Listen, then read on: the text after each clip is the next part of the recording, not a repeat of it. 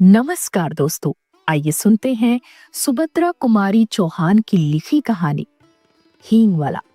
लगभग 35 साल का एक खान आंगन में आकर रुक गया। हमेशा की तरह उसकी आवाज सुनाई दी, अम्मा, ओ अम्मा, हींग लोगी?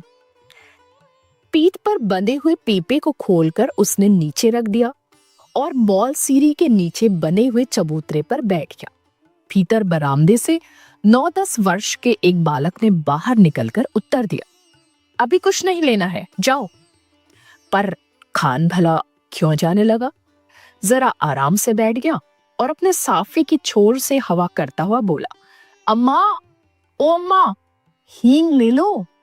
अम्मा, हम अपने देश को जाता है, बहुत दिनों में लौटेगा।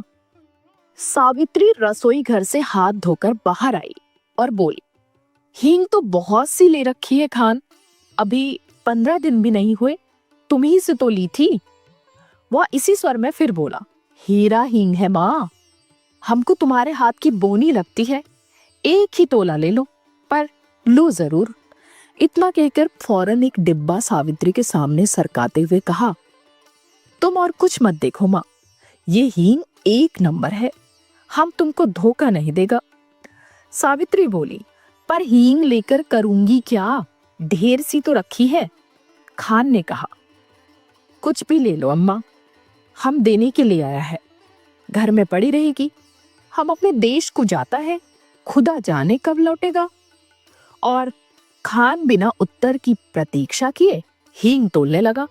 इस पर सावित्री के बच्चे नाराज हुए, सभी बोल उठे, मत लेना माँ, तुम कभी न लेना, जबरदस्ती तोले जा रहा है। सावित्री ने किसी की बात का उत्तर न देकर हींग की पुड़िया ले ली। पूछा, कितने पैसे हुए खान? 35 पैसे अम्मा, खान ने उत्तर दिया। सावित्री ने 7 पैसे तोले के भाव से 5 तोले का दाम 35 पैसे लाकर खान को दे दिए। खान सलाम करके चला गया। पर बच्चों को माँ की ये बात अच्छी न लगी। बड़े लड़के ने कहा, माँ, तुमने खान को वैसे ही 35 पैसे दे दिए, हींग की तो कुछ जरूरत नहीं थी।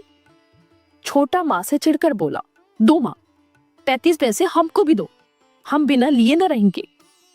लड़की जिसकी उम्र 8 साल की थी बड़े गंभीर स्वर में बोली, तुम माँ से पैसा न मांगो, वो तुम्हें न देंगी, उनका बेटा वही खान है।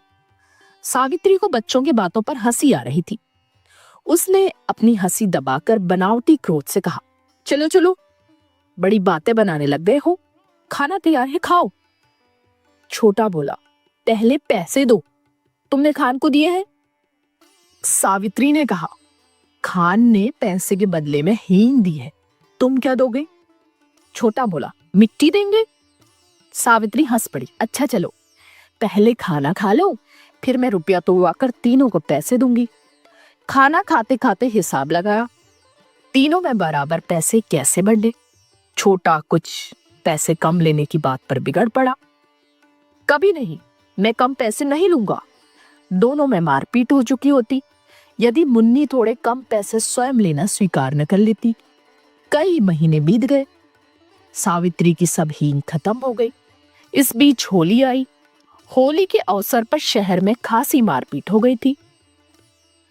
सावित्री कभी कभी सोचती, हींग वाला खान तो नहीं मार डाला गया। न जाने क्यों उस हींग वाले खान की याद उसे प्रायः आ जाया करती थी। एक दिन सवेरे सवेरे सावित्री उसी मॉल सीरी के पेड़ के नीचे चबूतरे पर बैठी कुछ बुन रही थी। उसने सुना उसके पति किसी से कड़े स्वर में कह रहे हैं, क्या काम है, भीतर मत जाओ, यहाँ आओ। उत्तर मिला, हींग है, हीरा हींग। और खान तब तक आंगन में सावित्री के सामने पहुंच चुका था। खान को देखते ही सावित्री ने कहा, बहुत दिनों में आए खान, हींग तो कब की खत्म हो गई। खान बोला, अपने देश गया था अम्मा, परसों ही तो लौटा हूं। सावित्री ने कहा, यहां तो बहुत जोरों का दंगा हो गया है खान। खान बोला, सुना है अम्मा, समझ नहीं है लड़ने वालों में। सावित्री बोली, खान, तुम हमारे घर चले आए, तुम्हें डर नहीं लगा? दोनों कानों पर हाथ रखते हुए खान बोला, ऐसी बात न करो अम्मा, बेटी को भी क्या माँ से डर हुआ है जो मुझे होता। और इसके बाद ही उसने अपना डिब्बा खोला और एक छटांग हींग तोलकर सावित्री को दे दी। रेजगारी दोनों में से किसी के पास नहीं थी। खान ने कहा कि वो पैसा फिरा कर ले जाएगा। सावित्री को सलाम करके वह चला गया। इस बार लोग दशहरा दूने उत्साह के साथ मनाने की तैयारी में थे। 4 बजे शाम को मां काली का जुलूस निकलने वाला था। पुलिस का काफी प्रबंध था। सावित्री के बच्चों ने कहा, हम भी काली का जुलूस देखने जाएंगे। सावित्री के पति शहर से बाहर गए थे। सावित्री स्वभाव से भीरू थी। उसने बच्चों को पैसों का, खिलौनों का, सिनेमा का न जाने कितने कितने प्रलोभन दिए, पर बच्चे न माने सो न माने। नौकर रामू भी जुलूस देखने को बहुत उत्सुक हो रहा था। उसने कहा, भेज दो ना माँ जी, मैं अभी दिखा कर ले आता हूँ। लाचार होकर सावित्री को जुलूस देखने के लिए बच्चों को बाहर भेजना पड़ा। उसने बार बार रामू को ताकीद की कि दिन रहते ही वह बच्चों को लेकर लौट आए। बच्चों को भेजने के साथ ही सावित्री लौटने की प्रतीक्षा करने लगी। देखते ही देखते दिन ढल गया। अंधेरा भी बढ़ने लगा, पर बच्चे न लौटे। अब सावित्री को न भीतर चैन था न बाहर। इतने में उसे कुछ आदमी सड़क पर भागते हुए जान पड़े। वह दौड़कर बाहर आई और पूछा, ऐसे क्यों भागे जा रहे हो?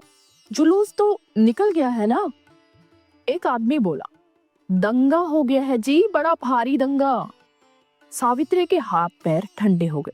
तभी कुछ लोग तेजी से आते हुए दिखे। सावित्री ने उन्हें भी रोका। उन्होंने भी कहा, दंगा हो गया है। अब सावित्री क्या करे? इन्हीं में से एक से कहा, भाई तुम मेरे बच्चों की खबर ला दो। 2 लड़के हैं, 1 लड़की। मैं तुम्हें मुंह मांगा इनाम दूंगी। एक देहाती ने जवाब दिया, क्या हम तुम्हारे बच्चों को पहचानते हैं माँ जी? ये कहकर वो चला गया। सावित्री सोचने लगी, सच तो है, इतनी भीड़ में भला कोई मेरे बच्चों को खोजे भी कैसे? पर अब वो करे भी तो क्या करे? उसे रह रह कर अपने पर क्रोध आ रहा था। आखिर उसने बच्चों को भेजा ही क्यों? वे तो बच्चे थे। अरे जिद तो करते ही हैं, पर भेजना उसके हाथ की बात थी। सावित्री पागल सी हो गई। बच्चों की मंगल कामना के लिए उसने सभी देवी देवता मना डाले। शोरगुल बढ़कर शांत हो गया। रात के साथ साथ नीरवता बढ़ चली, पर उसके बच्चे लौट कर न आए। सावित्री हताश हो गई और फूट फूट कर रोने लगी। उसी समय उसे वही चिर परिचित स्वर सुनाई पड़ा, अम्मा। सावित्री दौड़कर बाहर आई। उसने देखा उसके तीनों बच्चे खान के साथ सकुशल लौट आए हैं। खान ने सावित्री को देखते ही कहा, वक्त अच्छा नहीं है अम्मा, बच्चों को ऐसी भीड़ भाड़ में बाहर न भेजा करो। बच्चे दौड़कर मां से लिपट गए। तो दोस्तों, ये थी सुभद्रा कुमारी चौहान जी की लिखी हुई कहानी हींग वाला। आपको कैसी लगी जरूर बताइए। तो जल्दी ही मिलते हैं एक नई कहानी के साथ।